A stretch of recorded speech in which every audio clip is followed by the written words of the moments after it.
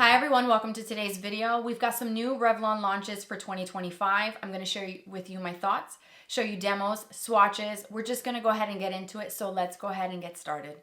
I'm going to start with the brow and lash styling tool. I wanted to use this to sort of comb my brows and get them in place. We'll come back to this tool to use it after we put product through the brows, and of course we'll try the lash side to see if it actually separates the lashes. So this is a new tool, part of their new collection for 2025. I think it looks pretty interesting. I will show you some like product packaging so you can see it and spot it in the stores, or if you're browsing the Revlon products online, you'll be able to see what the outer packaging looks like. One side is for the lashes, and then the opposite side is for the brows. Here's a look at the brush and the short bristles that it has. And upon taking the cap off, I can tell that it is a bit of a firm type of plastic material. It is not flexible. The actual lash side has a touch more flexibility to it, but not much. It's a bit more of a firmer plastic. So I'm going to take that side for the brows and just kind of give my brow a quick comb through. So I'm just going to use the tool to go around the brows and just get them in place, kind of set them down a little bit before I go into my brow products. But so far, I feel like it's a nice size and shape to get every single hair. I can feel it raking through the hair and combing it through, and it's, doing a job just fine right now. So we'll see once we go in with some product. And I think I'm going to go in with my method that has been quite quick for me lately, and that's using a tinted brow product. This is a tinted brow mousse from Milani. It's one of their newer products. I've been using this almost every single day since I posted my review. So what I'm going to do is fill in my brow mostly with this, spot fill with a brow pen, and then we'll come back to this actual tool and see how well this actually can comb and get rid of any clumps and see what the final result is going to be. I'm done filling in my brows with the brow mousse, and then I went in with the Maybelline Build-A-Brow pen just to kind of spot fill in some areas that I do need a little bit of extra help where the brow mousse isn't quite enough.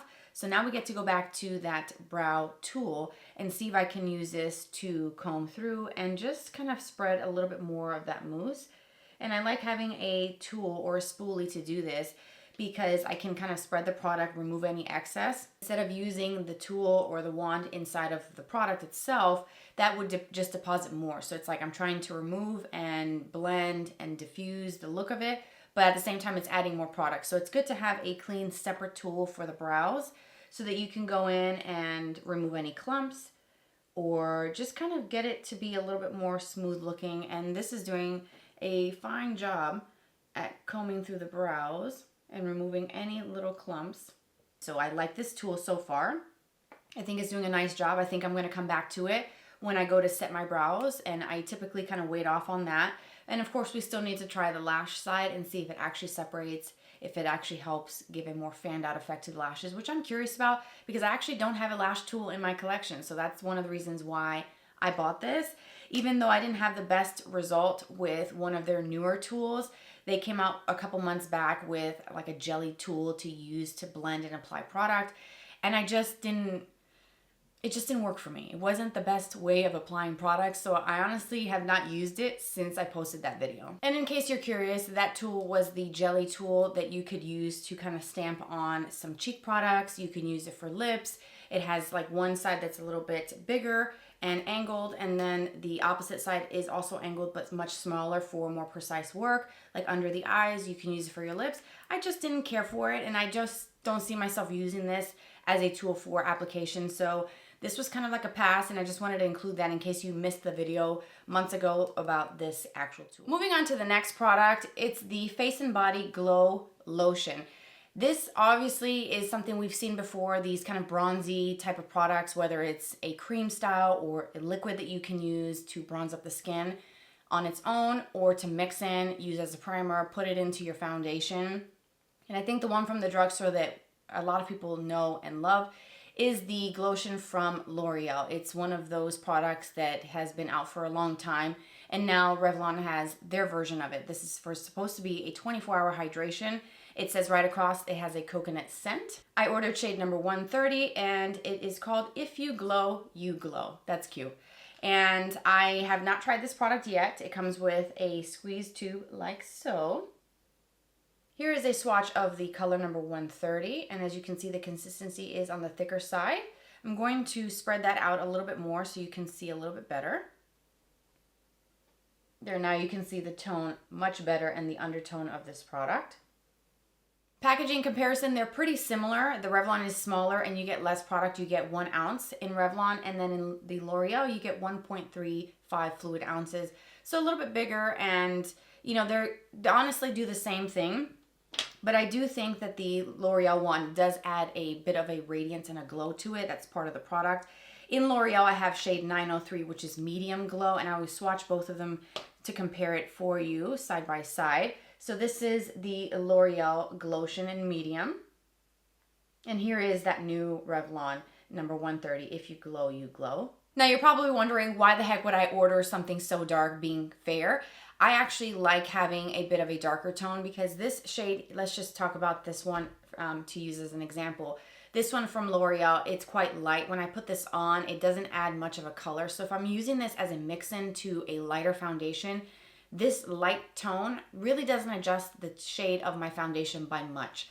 I would have to add a lot of it in order to get that light foundation to be a more adequate match. Whereas with this shade like this, or something a little bit deeper, similar to this one from Revlon, very small amount gets the job done quicker, and I can get straight to it and get an adequate match faster. So what I'm gonna do is try to use this a little bit as a mix-in into a foundation and just kind of see how it works as an actual bronzer as well over foundation. Actually, change of plans. I'm going to use the Revlon Color Stay Foundation. This one is a good match. This is the shade number 150. I'm not going to mix this product into my foundation, because when I went to wipe it off, there's actual visible like shimmer golden sparkles left over on my hand, and I don't think the camera's gonna really show that. I can just see it sitting on my skin, whereas the glow from the L'Oreal is much finer and not as visible. So knowing that, I don't want a lot of sparkle all over my entire face, especially in the areas that I have oil. So I'm gonna just kind of change courses here. I'm gonna use this as my main foundation all over without mixing anything into it.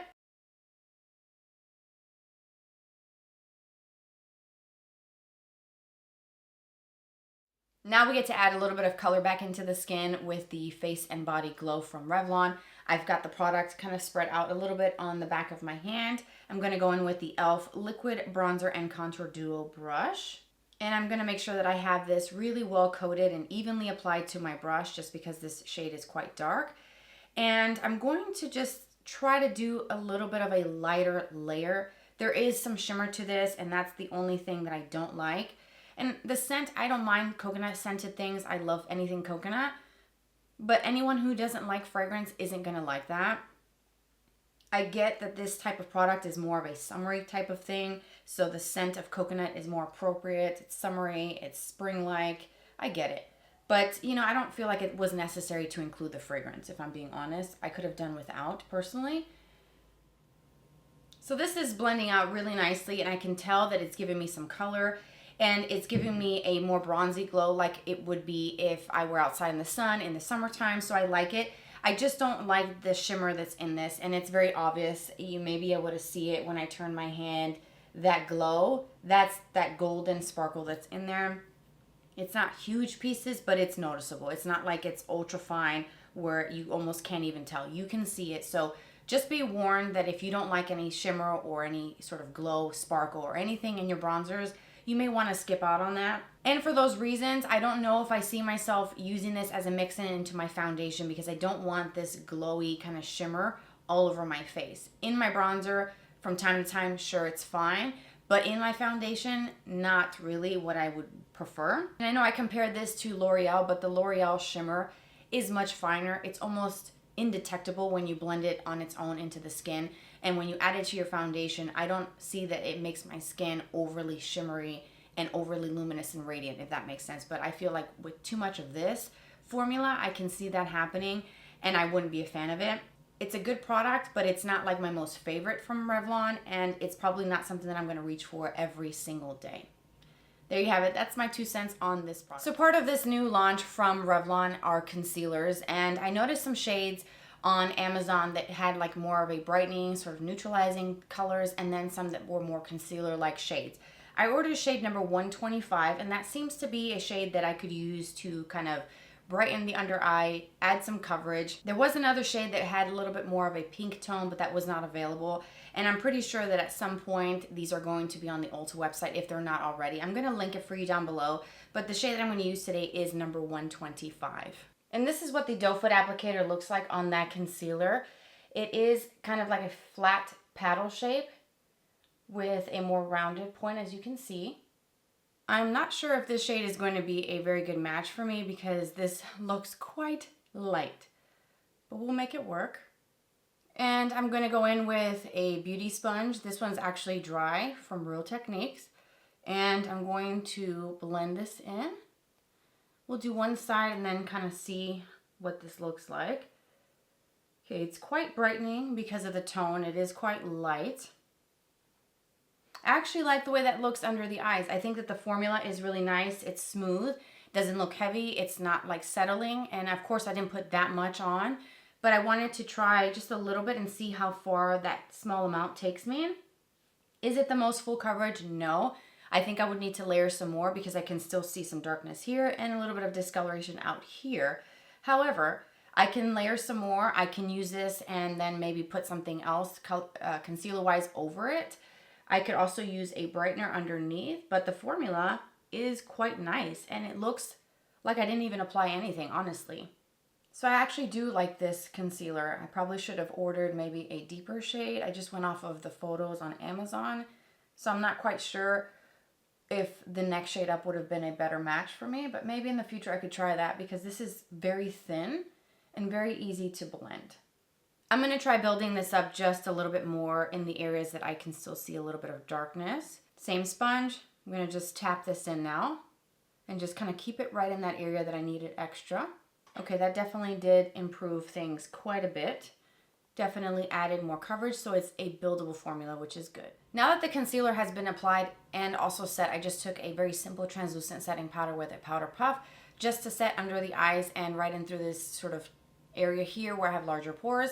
I'm going to take a little bit more of that bronzer, and I've kind of worked it into a brush. This is a Profusion Round Tapered PD8 brush, and I'm just going to add a little bit more bronze and color because I kind of lost a little bit of it when I was doing the concealer and also setting with the loose powder. So I kind of want to bring back a little bit of warmth in this area. I typically do my concealer first, then bronzer, but I'm kind of doing things a little bit differently today and just kind of switching it up. So I kind of want to just go back and touch up before we move into blush, which I'm so excited about the blushes. I had a few of you leave me some comments about the new Glimmer blushes, and these are the Glimmer Blush Drops and how they're supposed to be a dupe for the Hourglass formula. So I'm excited to try those and actually compare them. And since we're talking about blush, let's just go ahead and jump right into those new Glimmer Drops. I am so pumped to try it. I have one of the Hourglass liquid blushes, and these are the Unreal formulas, and they're really beautiful. I love the color. The shade that I have is called Scene, and it's really pretty, super natural. It's a great formula. Feels a little bit on the oily side, but when you apply it, somehow it magically doesn't look oily on the skin. Gives a nice, beautiful kind of like wash of color. It is pigmented, but it can be built up if you apply more. It's got a little button so that you can do a little drop dispensing mechanism there. And the same thing with the new Revlon Glimmer Drops. They're supposed to be one of those where you can just kind of drop on the back of your hand or onto a palette, a brush, and then apply it. Kind of similar in the way of the Hourglass ones. So here is Coralicious, and here is the shade Pink It Over. So Coralicious has a shimmer that you can actually see through the component, and Pink It Over seems to just be a classic cream pink shade with no visible shimmer. You do push in at the bottom of the Revlon as well, just like the Hourglass ones. I'm going to show you some swatches of both of these, and that is the texture of it. As you can see, it's quite runny a little bit. It's not super, super thick, but this shade here is Pink It Over. Whoa. They do feel very similar to the Hourglass ones. It has a little bit of a thinness to it. I wouldn't say oily. I think this is just feels a little bit more of a watery thinness. And then here is that Coralicious shade. That's actually really pretty. I like that. I wonder how that's gonna look with the sheen that it has over this bronzer that has some shimmer to it. So those are the shades that I've got. And I think I'll try one on each side and then we'll kind of blend it all together and make it all work. Let's start with Coralicious on my right side. So I'm gonna use the e.l.f. It's actually the Putty Primer Applicator Brush. I like the size of it for a blush. I'm gonna pick up a little bit of that Coralicious and just start stippling. Ooh, that's pretty. I still need to blend, but I want you to be able to see the color before I blend this out some more. It's a really pretty shade. It does have the hints of coral into it. It's a nice warm tone compared to the coolness of Pink It Over. Ooh, that's pretty. And a lot more pigmented, and I feel like this actually sets and dries very, very quick. Quicker than I expected. So I'm gonna be here for a minute trying to blend this out. And I feel like I applied too much. I don't think that this is way too much. That was a full drop. I don't think you need that much. And it's the same with the Hourglass. The Hourglass ones, very minimal amount goes a long way. Even though this is not fully blended, I still want you to be able to see the intensity and the tone of this color. So this is Coralicious. And let's do Pink It Over on this side. Same brush, I just wiped it off really well. And let's go ahead and start stippling again, same motion as I did with Coralicious. And this one is applying a little bit softer, and I think it's just because the swatch, it's already setting and it is quite dry, so I didn't really pick up much. So these do set very quickly, so just know that. I would probably do one cheek at a time as you see me doing here, because if you do a dot, and you start blending and then you try to come back, that other side may be a little bit of a challenge to blend. I think out of the two, I probably would use the Pink It Over more, just because I've been into the more cool tone pink blushes anyways, and I like pairing it with cool tone lip colors. So I kind of see myself using this pinky shade more, and that's Pink It Over. So I'm having some difficulties with blending those shades. I went back to add more Coralicious to this side, which had the Pink It Over, and I'm having some issues with it blending. It looks a little bit patchy, and it's just because that first layer of color was already dry. So when I went back to add more on my brush to blend and mix, it was just not wanting to cooperate and blend. So I do feel like my blush is quite intense, so I did go over it with a little bit of my powder puff and loose powder to try to tone it down, and I try to do the best that I can. So I think that these, you want to kind of get your brush coated evenly and then just stipple that on and just leave it. So I'm going to try this again. I do like the pigment of these blushes. I do think that they are similar to Hourglass. I don't think that they necessarily feel exactly the same. If I'm feeling the Hourglass formula, I'm gonna just kind of dispense it. And I will say that the dispenser on the Hourglass isn't my favorite. I feel like the Revlon, I was able to get a full drop very easily. With the Hourglass, I really do have to push really hard, and now that my nails are shorter, I can do that a lot easier. When I had long nails, it was actually very difficult for me to get a full drop. To me, there's a little bit more of a slip and a slight kind of oiliness to the Hourglass. So if you've tried this formula from Hourglass and you didn't like that kind of slippery feel, and it does look kind of, I know not the best place to show you the swatch, but it does have a bit of a kind of sheen to it, like a kind of glowy, oily kind of look to the skin. I know that may not sound good, but when you apply these ones from Hourglass, somehow it just looks so beautiful on the skin. It doesn't look oily or greasy, and I have combination oily skin and I can wear those, and I love this. But the ones from Revlon, they do dry and they kind of look more of a matte finish. Even this one that has that shimmer, when it dries, it doesn't look wet. It looks like a dry kind of matte look to it, even though there is sheen to it. I hope that all makes sense. So just kind of quickly comparing both of those formulas, I hope that that's helpful. If you thought that maybe this would be an option, I think this is a great alternative to Hourglass. It's not the exact same formula, and this shade specifically is very light and more natural, whereas these from Revlon, these are bold. So again, they're similar but not exact to me. So that's my 2 cents on both of these. Another new product from Revlon for this year is a new mascara. It's the Color Stay Full-Time Mascara. I pulled this up on the Ulta app, and it says it's a natural looking volume that won't flake. It has double shield technology, which helps shield lashes from oil, sweat, and tears. And it claims to give you 24 hours of volume without flaking, which is a pretty bold claim. And honestly, I'm not gonna wear mascara for 24 hours. I don't know anybody who does. And if you do, that's totally cool. I just personally am not going to be wearing this for 24 hours.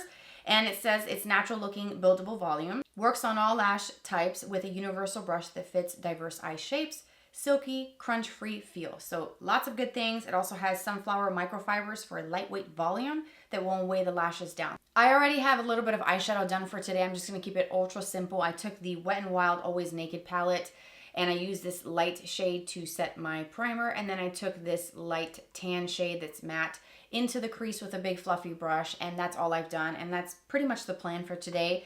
I'm going to go in with the mascara. Part of this new collection is a new liquid liner as well that's on the Ulta site. I chose to skip out on that because I don't need any more liquid liners, and I don't use liquid liners every single day, so I just kind of passed on that. But that's also another option. I will link it for you if you're interested in trying that. But let me show you the wand on this one. It has a little gentle curve that if you're not looking closely, you kind of miss it because it's not a very obvious curved brush. It's just ever so slight, so I think that that might help kind of hug the lashes really nicely. So let's go ahead and apply to one side, and we'll do one coat to start.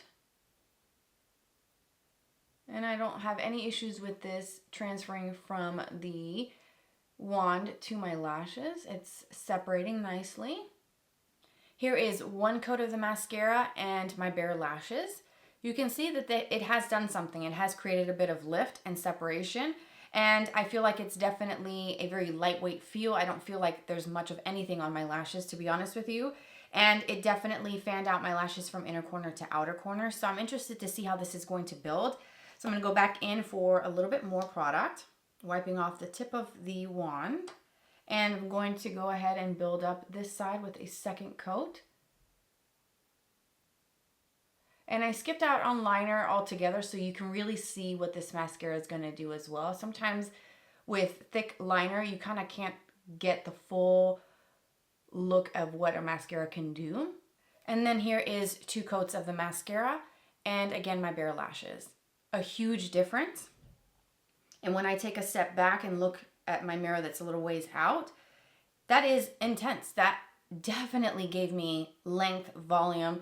It thickened my lashes, but it doesn't look clumpy. It doesn't feel heavy. I'm really impressed. This is a good mascara. I'm gonna go ahead and do this other side. And just quickly, I wanted to show you what 2 coats looks like versus 1 coat. And I can see the second coat does a huge difference. Honestly, it makes it look like 2 different mascaras, right? This looks long and separated, very soft and light, natural. But then that second coat really elevates and gives you a little bit more drama, more volume, more lift. So I am totally impressed with this. And yes, I will be using this again because I think it was a major hit from the start. I am back with the mascara on the top and bottom lashes as well, and I am very impressed with that. I do like this mascara. I see myself using this again. This was very easy to get a lot of length, separation, volume, thickness, and it just looks really nice. And I feel like it built up really nicely, so I do think that this is a home run for me. I think that it's a wonderful mascara to consider if you're looking for something that can give you length, volume, separation, but also that lightweight feel. I don't feel like there's much of anything on my lashes. I don't even feel it. Have you ever had that happen where you put on a mascara and it just feels like your lashes are heavy and you can tell that it's going to be a formula that's going to weigh things down? I don't get that vibe from this mascara, so that's 2 thumbs up from me. And let's go ahead and do a lip combo really quickly. I have several new products from Revlon for lips. They came back out with the Super Lustrous lip balms. These were something that were a part of their line years ago. They discontinued them, brought them back in new packaging. I've already done a video talking about these shades, these 2 specifically. But because I was ordering some more product on the Ulta site and I saw that the shade Nude Illuminator was in stock again, I decided to pick that one up, and I will show you what that looks like. It's a nice sort of nude, everyday type of shade. They also have some new lip oils. I did review in a previous video one shade, and that was Gone Rose. I had ordered this one from Amazon. This was the only one that I could get in time for a video. The other ones said that it would be mid-January, and this was back at the end of December when I ordered these products. So Ulta now has them, so I ordered another shade. And this shade is Violet. So it's VIO-LIT, so lit, like violet. Really cute, and I like that kind of purpley shade, and I don't have a lip oil that's this color, so I thought I'd go for it. And just a quick shout out to glitter glosses if you are looking for them. Revlon's got them. These are the Super Lustrous Glimmer Gloss. Geez, I keep getting tongue twisted. It's too early in the morning. These I actually reviewed weeks ago, and they're beautiful. The formula is perfection. I love, love, love these. I want more shades. I think I should order some more, right? I want to try both of these new colors with you, so let's go ahead and start with the lip oil in the Violet shade. And if you haven't seen the applicator, it's a classic doe foot on these. The formula is a little bit of a thicker consistency. So I'm going to go straight into my bare lips with Violet. And here's Violet. And as I said, this is a thicker formula. It feels very rich and very hydrating, very nourishing. I love this formula, which is why I went back and bought another shade. The other one in Gone Rose just gives a hint of like a slight kind of pink color. This one doesn't really give much of anything. I just feel like it was something I wanted to try, but I can see myself using this just with no makeup on because it has no color. I can use this over lip liners and lipsticks. I love the lip oil formula. I think that it did something really, really special with those. And just to quickly throw in another lip product, the Multiliner from Revlon as well is new, but I've had my shade Dallying for a long time. I think it's been weeks. So now they're on the Ulta site as well. So if you shop at Ulta for drugstore makeup, you will see these. These are multi-purpose. You can use them on your lips, you can use them on your cheeks, and I believe you can use them on the eyes as well. So let's go ahead and take this off and let's go into that Nude Illuminator shade. This is the Nude Illuminator. And here is Nude Illuminator. I definitely think that Nude Illuminator is my favorite out of the three that I own. The pink flip is essentially clear, and then the girly swirly is a little bit more of a rose with a hint of like a corally undertone to it. Both are really pretty. I love this formula, but I think Nude Illuminator is just perfect. It's the perfect everyday shade. The only thing I would do differently is maybe pair this with a lip liner just to kind of sculpt the lips a little bit more, but this is beautiful. I'm debating if I should use that multi-liner just to show you a little bit of this. This is the shade number 02 Dallying. So I'm going to just try to do a light layer of this.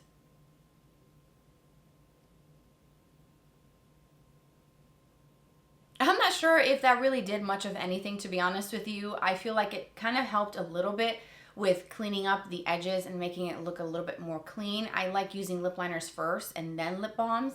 So I'm doing, again, things backwards today, but you know, it is what it is. I just wanted to show you this, and I will swatch it for you on my hand so you can see that's the shade called Dallying there. So it's a little bit of a deeper rose, and when I put this on just directly over my bare lips, it is quite dark against my fair skin. So it's not a shade that I reach for often. It's a nice formula. It's creamy, it's pigmented, and it stays on really well. And it also has that little mini brush on the opposite end to help kind of blend and kind of feather this out, create that blurred lip effect. So I do like it. It's just not my most favorite tone to use on myself personally, but that's that shade again. Now let's go back to that tool and use the brow side to go through the brows. I did apply just a little bit of clear brow gel, and I think this is a nice little tool to comb and keep the brows in place, so I do like that. And now that I'm thinking about it, I should have used the lash side to demo it as the mascara was kind of wet, and I kind of forgot just because I don't use tools like this hardly ever. So you know what, let's just go ahead and try and see what happens with the mascara that's already dry. And I can feel it kind of pulling through my lashes, so this is something you definitely want to use before the mascara fully dries.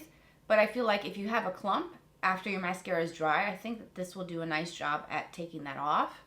And there's two tiny little clumps on this tool, not much at all. It's not a clumpy mascara. I didn't get that vibe from it. But this is something I totally forgot, honestly, to use this while the mascara was drying. Now that the mascara is fully dry, this is not really gonna go through it that well. So definitely use this when your mascara is still wet after you just applied it. It's kind of not gonna work if you do what I just did. I totally forgot, and that is my fault, so I apologize for that. I will use this again and show you a demo in a different video. I'm just not used to using a lash separator because I never really do. I don't even have one in my collection, so I totally forgot. Whoopsies. And there you have it. Those are the new products from Revlon for 2025. I hope that this video was helpful. There were a lot of things in this video that I actually do enjoy. The lip products are 2 thumbs up. I absolutely adore them. I think that they have wonderful products, and Revlon just makes good lip products in general. So I'm not surprised that those were really great. I love the mascara. I definitely see myself using that again. The blushes, I have to tread softly because that was just too much too soon, and it's just such an intense formula, but I definitely will be using that again. The only thing that was kind of like a meh, could be a potential pass, is the Face and Body Glow Lotion. I just feel like there's just too much obvious sparkle into it. So for me, it would be something that I would use like I did today as a bronzing product. Use it in the summertime, maybe with a little bit of a tan, since I do use SPF on my face. My face is going to be lighter than the rest of my body, so this might be something useful for me in a couple months from now. But as of right now, it's just okay. It's not my favorite. It's not a run out and buy it. I do think that the other products, though, are really great, and I think they're worthy of a purchase because they're just good. So there you have it. Those are my opinions on the new products from Revlon. I hope it was helpful. Thank you for being here, for watching today's video. The description box down below will have everything listed and linked for you. Subscribe for more videos like this in the future because I do have more drugstore newness to share with you very soon.